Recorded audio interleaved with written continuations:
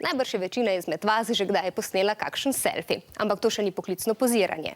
Biti fotomodel pa ni tako lahko, kot je mogoče videti, sploh če si še zelo mlad. Zato bodo v Združenih državah v zvezni državi New York sprejeli zakon, da morajo otroške manekene povsod spremljati skrbniki.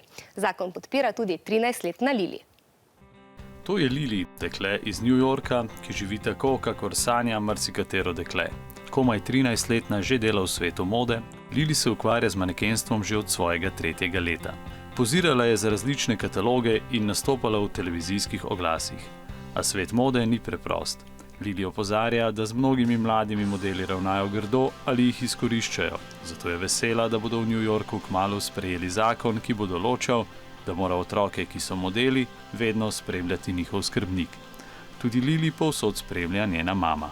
Lilijin urnik je zelo poln, zjutraj gre na telovadbo, nato pa se odpravi po različnih opravkih, na primer na tečaj ličenja. Včasih se mora tudi čemu odreči. Sometimes I can't be with my friends as much as I'd want to, but it's a sacrifice that I have to make to be a model.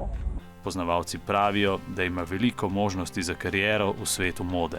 Beautiful, you have a great face. In čeprav je to delo na prvi pogled preprosto, v resnici zahteva veliko predanosti.